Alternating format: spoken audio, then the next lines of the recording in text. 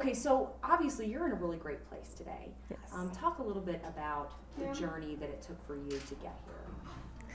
Well, everybody's journey is different, but I have a lot of thank yous, but especially to my family and to my friends and to the community who really supported me and who really loved me and who never treated me any different than anybody else, who just wanted to see me succeed, who wanted the best for me. And because of their love and support, I really have been able to move forward and be happy.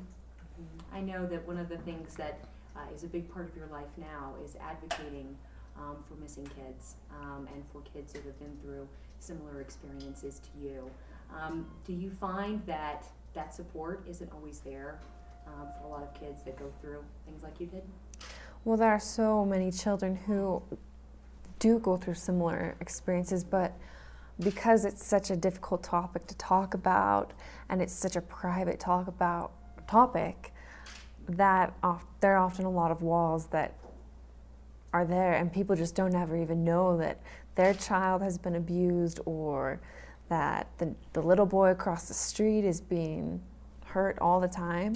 And so unfortunately, no, I don't think that the love and the support is there for every child who experiences something traumatic in their life. Well, obviously for you, I mean, you were very lucky that you had that. Do you feel that that has truly been a huge help in overcoming the obstacles that you faced? Oh, definitely. Having two parents that want to see me succeed and want to see me happy and don't want to make me feel different than anybody else, that has been a huge help. Yeah. So talk a little bit about your new job, because you're going to be a commentator, right, for ABC News, Good Morning America. Have you been already doing this? Yes. Yes. Talk a little bit about what you've learned, because this is kind of a new venture for you, right? Yes, yeah. It is. Well, there's so much where to begin. I don't even know. Yeah. But well, what have you gotten to cover so far? Well, I've spoken about a couple different things on Good Morning America. I've spoken about the internet crimes against children. Right now, child pornography is the fastest growing crime in America, and there's anywhere between 250,000 to 500,000 people who are trading, that very severe pornographic images are being traded on the internet every year and being created every year. Mm-hmm. And of these cases, of the ones that are investigated, 1 out of every 3, they're able to rescue a child. But less than 2% of these cases are being investigated. And so, the crime rate is just so high. But if we put resources and put effort towards rescuing these children, I mean, we could be saving so many more children. So I've spoken about that. I've spoken about a program called RAD Kids, which stands for Resist Aggression Defensively. It's a child empowerment program that not only teaches children how to physically defend themselves, but how to make a plan for whatever situation they may find themselves in, whether it's bullying at school or parental abuse or abuse from anyone. It really addresses those concerns. I have gone on, and I recently went on and spoke about the young girl who was able to escape from her captor here in Colorado. I was going to ask you about that. Yes. What exactly are the topics that you touched on in terms of that situation? Well, over 80% of children who fight back, who scream, who kick and yell, they are able to escape from their would-be abductors. Yeah. And so it's so important for children to know how to scream and to kick and to yell. But in that moment of when the child is being attacked or being taken, it has to be an instinct. It can't be like a mental thought process you have to go through. It needs to be instinctual. But it's also important for parents to teach their children their full addresses, their parents' full names, how to call 911. It's like teaching a child to swim in your living room. If you just put them on the floor, they're never going to learn how to swim. You have to put them into the swimming pool. It's the same. I mean, don't press send when you call 911, but show them how to call it, dial it on a phone, a cell phone, a pay phone, whatever kind of phone you have and is available, so your child knows what to do. Well, then, I mean, that's what she did. She was Yeah. able to, stand up to him Exactly. and walk away. That must have really spoken to you. It is so rare. I wish I knew the exact statistic, but all I can say is she's 1 in a million. That is incredibly rare and incredibly difficult. She is a true hero, really. Yeah, to be able to stand up to somebody that, is going to put you into a horrible situation, who's threatened your parents. Yeah. That can be very intimidating for a child.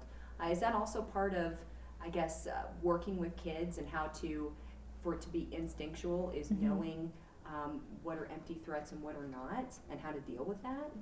And certainly as a child, you're not always going to know what is an empty threat and what is a real threat. For me in my situation, I didn't know. I didn't know if he really would kill me or if he wouldn't. And for all I knew, maybe he had gone through my whole house before and killed everyone in my home. I didn't know. And my instinct was obviously to protect my sister who was lying next to me and my family if they were still alive, and do exactly what he said to do. And that's what I did. And fortunately, I am here today. But to help children, that's what the Rad Kids program that I work with does a lot. It helps build this instinct into children. It's based on 3 very simple principles, and honestly, when you hear them, you're just like, oh, that's so obvious. But in the moment, the child needs to know that they're special and that nobody has the right to hurt them. A child needs to know that it doesn't matter who it is that's hurting you.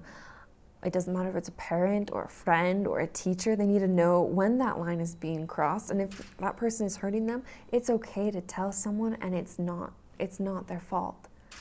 They're completely innocent.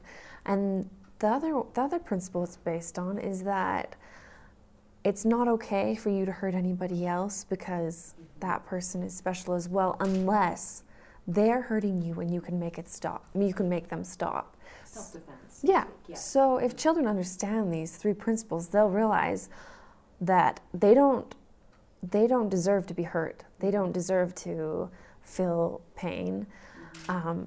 They'll realize that, yeah, it is okay, I can fight back. And that if something does happen, that it's the right thing to tell. That this line in the sand that has been drawn, has been crossed over, it's okay to tell, and it's okay to get help. I know that what you went through was not a good thing, obviously.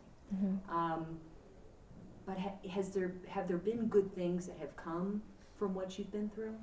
Certainly. I don't think I would ever go and just sign up for it, Obviously. but it certainly has. I'm able to speak, and I'm able to go out and do child advocacy, and because I have the experience to back up everything I'm saying, I'm not just another girl from Utah trying to make her footprint in the world or trying to get a name, but I really do know what it's like, and nobody else should ever experience that, especially children. Well, there are so many people that have gone through something similar, and they haven't come out on the other side like you have, because you truly have. I mean, you've been able to overcome it. I mean, I know that you mentioned support of family and friends as well, but are there other things that have helped you come out on the other side? My religion has played a huge part in my life. I love music. I have played the harp since I was a little girl, and that's always been very therapeutic for me. If I ever felt like I couldn't say something or I couldn't verbally communicate something, certainly playing the harp, as cliche as it sounds, music is that universal language that you can express yourself in. And so that's always been a big part of me, and just getting away from separating yourself from the situation. Yes. For kids who have gone through something similar and are thinking, maybe they see this interview, maybe they hear what you've been through. and they're thinking to themselves, you know, I can't get over this. What do you say to them? Every person's path to recovery is different, and you cannot compare yourself to anybody else. And what's right for me may not be right for you. But whether it's therapy or counseling or medication or music or sports, whatever it is, find it and don't be afraid to move forward. Don't be afraid to talk about it. Don't be afraid to release what you're feeling and to move on in your life, because you can. As bad as the world seems, there are really beautiful, wonderful things about it, and we should all be enjoying them, because I don't think we're meant to be sad. I think we're meant to be happy. And so find what it is that's going to help you and then do it. I think don't give up comes to mind. Yeah, and a lot of times start with goals, and your goal for the day might just be to get out of bed. It might not be, I'm going to get out of bed and I'm going to get dressed up and I'm going to fly to Washington, D.C. and I'm going to talk with the president and tell him I want all this change and I'm going to get it all done today. Yeah. I wish I could do that, but I can't. Yeah. So One step at a time. Yeah. Yeah. One step at a time. Every moment. Yeah. Okay. Have we run out of time yet? Are we still doing okay? Good time. I know. Probably like a minute and a half.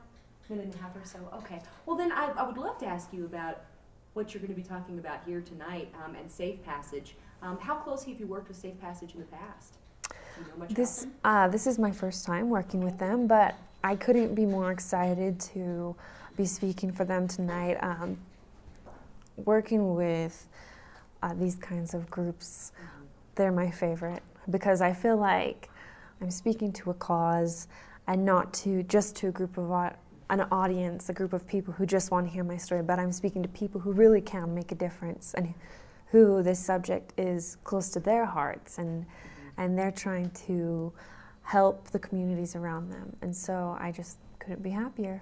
Yeah. You know, one of the things, because I got to meet with the Safe Passage folks a couple of days ago and just talk about, because I had never heard of Safe Passage before.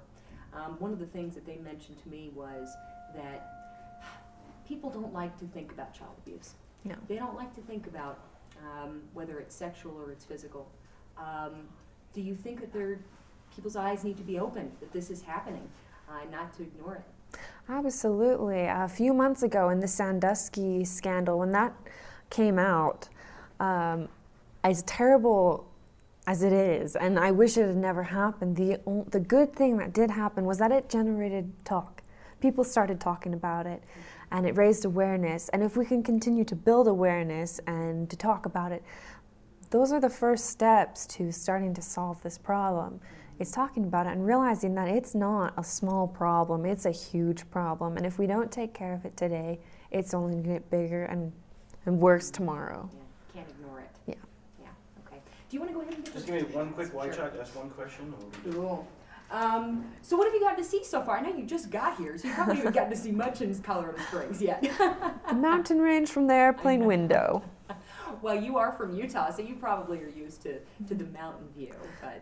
Yeah, but I don't think, it doesn't get old to me. I know, it's so beautiful. The flight from Salt Lake to Colorado Springs is beautiful. Oh, I bet it is. I've done the flight from, because I moved here from Paducah, Kentucky, I've done the flight from Nashville too, and seeing the range, but I imagine flying over it is really spectacular.